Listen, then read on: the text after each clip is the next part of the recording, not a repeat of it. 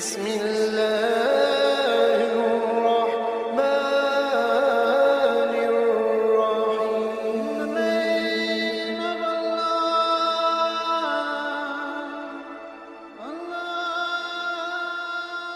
الرحيم. بسم اللہ الرحمن الرحیم. شروع اللہ کے نام سے جو بڑا مہربان اور نہایت رحم والا ہے. بیت المقدس کی اسلامی تاریخ حضرت ابراہیم علیہ السلام سے شروع ہوتی ہے، جبکہ آپ نے عراق سے فلسطین کی طرف ہجرت فرمائی اور وہاں کے شہر الخلیل میں پڑاؤ ڈالا.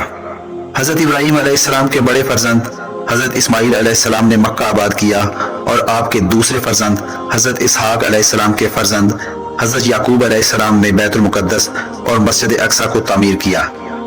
اس کے چند سالوں بعد جب حضرت یوسف علیہ السلام مصر کے بادشاہ بنے تو انہوں نے اپنے والدین اور تمام بھائیوں کو مصر بلا لیا، جہاں وہ خوب بڑے پھلے اور پھولے، اور اس طرح مصر میں ان کی آبادی تیزی سے پھیلتی رہی. اس کے سینکڑوں سال بعد جب مصر پر فرعون کی حکومت قائم ہوئی اور اس نے بنو اسرائیل پر ظلم و ستم کی انتہا کر دی، تو حضرت موسیٰ علیہ السلام نے اللہ کے حکم سے بنی اسرائیل کو لے کر فلسطین کی طرف ہجرت کی. فرعون نے ان کا پیچھا کیا، لیکن بحر احمر میں ڈبو دیا گیا.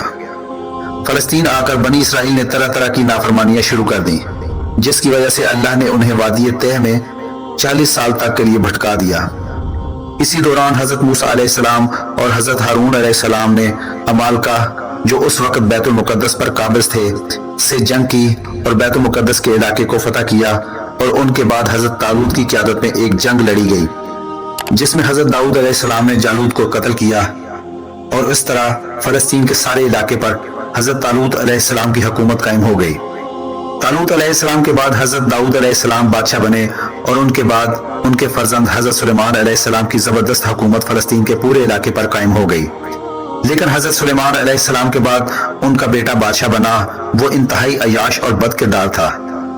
اس نے اپنی قوم میں بے حیائی اور بت پرستی عام کر دی، اور یہ بھی سابقہ اقوام کے اخلاقی اور اعتقادی بیماریوں میں مبتلا ہو گئے، جس کی وجہ سے اللہ نے بابل کے بادشاہ بخت نصر کو ان پر مسلط کر دیا، جس نے 578 قبل مسیح ایک زوردار حملہ کر کے سلطنت یہودیہ کے تمام چھوٹے بڑے شہروں کی اینٹ سے اینٹ بجا دی. یروشلم اور ہیکل سلیمانی کو پیوند خاک کر دیا، ہزاروں لوگوں کو تہ و تیہ کر دیا، اور جو بچے اور عورتیں بچ گئے انہیں اپنے ساتھ عراق لے گیا. بخت نصر کی موت کے بعد وہ قیدی 70 سال بعد واپس فلسطین آ گئے، اور انہوں نے شہر یروشلم کو پھر آباد کیا اور چھوٹی موٹی ریاست تشکیل دی. لیکن پھر ان میں وہی خرابیاں رونما ہو گئیں، جس کی وجہ سے کبھی یونانیوں نے، کبھی بابلیوں اور کبھی رومیوں نے انہیں اپنا غلام بنایا. حضرت عیسیٰ علیہ السلام کے زمانے میں ان کے عوام ہی نے نہیں، علماء کا طبقہ بھی اس قدر گمراہ تھا کہ شرک، بدکاری، انبیاء کے قتل اور شراب نوشی وغیرہ کو گناہ تک بھی نہ سمجھا.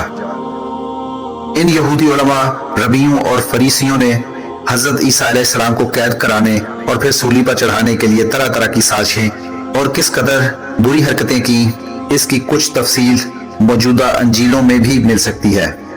حضرت عیسیٰ علیہ السلام کے رفع سما کے بعد سن 70 عیسوی میں اللہ تعالیٰ نے ان پر رومی حاکم ٹائٹس کو مسلط کر دیا، جس نے 1,33,000 یہودیوں کو قتل کر دیا. 67,000 کے قریب غلام بنا لیے گئے، جنہیں بھوکے درندوں کے سامنے کھانے کے لیے ڈالا گیا. اٹلی اور یونان کے ایمفی تھیٹرس میں ان یہودی غلاموں کو نشانہ درست کرنے کے لیے لٹکایا گیا. یروشلم اور ہیکل سلیمانی کی اینٹ سے اینٹ بجا دی گئی، اور خوبصورت لڑکیوں کو فاتحین کے لیے چن لیا گیا. اس کے بعد یہود 1750 سال تک پھر کبھی اس سرزمین میں آباد نہیں ہو سکے.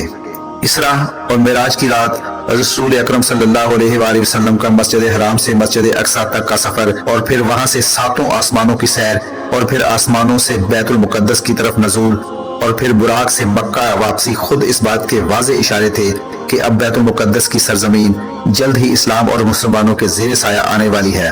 پھر رسول اللہ صلی اللہ علیہ وآلہ وسلم کا 16 یا 17 ماہ تک مسجد اقصی کی طرف رخ کر کے نماز پڑھنا گویا اس بات کی صراحت تھی کہ اب یہ مقدس سرزمین نہ یہود کی ہے نہ عیسائیوں کی، یہ صحیح دین اور صحیح اسلام کے پیروکاروں کی ہے.